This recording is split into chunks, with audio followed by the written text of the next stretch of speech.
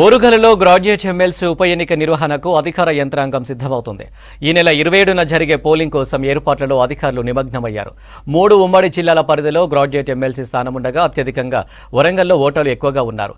52 మంది అభ్యర్థులు బరిలో ఉండడంతో బ్యాలెట్ పద్ధతిలో జరిగే పోలింగ్ కోసం ఈసారి జంబో బాక్సులు సిద్ధం చేస్తున్నారు.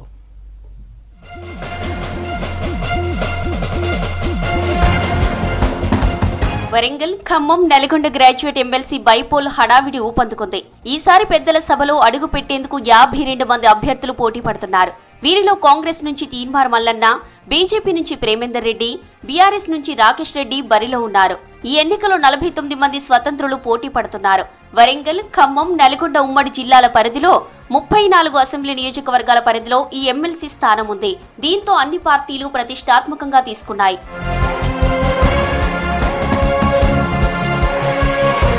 ఈ నెల 27న జరగనున్న పోలింగ్ కు సంబంధించి అధికారులు ఏర్పాట్లు చేస్తున్నారు. ఈ ఎన్నిక బ్యాలెట్ పద్ధతిలో జరుగుతుంది. ఈసారి 52 మంది అభ్యర్థులు పోటీ చేస్తుండటంతో బ్యాలెట్ భారీగా ఉండనుంది. అందుకు తగ్గట్లుగానే జంబో బ్యాలెట్ బాక్సులు రెడీ చేస్తున్నారు అధికారులు. ఉమ్మడి వరంగల్ జిల్లాలో 222 పోలింగ్ కేంద్రాల్లో ఓటేసేందుకు అందుబాటులో ఉంటాయి.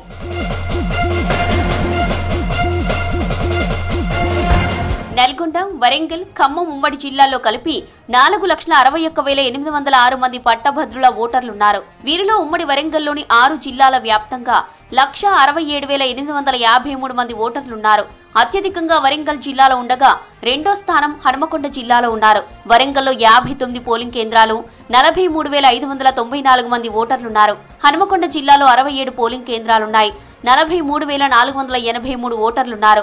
మహబూబాబాద్ జిల్లాలో 36 పోలింగ్ కేంద్రాలకు 34,759 మంది ఓటర్లు, జనగామ జిల్లాలో 27 పోలింగ్ కేంద్రాలకు 23,320 మంది ఓటర్లున్నారు. జయశంకర భూపాలపల్లి జిల్లాలో 16 పోలింగ్ కేంద్రాలుండగా 12,460 మంది ఓటర్లున్నారు. ములుగు జిల్లాలో 17 పోలింగ్ కేంద్రాలున్నాయి. ఇక్కడ అతి తక్కువగా 10,237 మంది ఓటర్లున్నారు.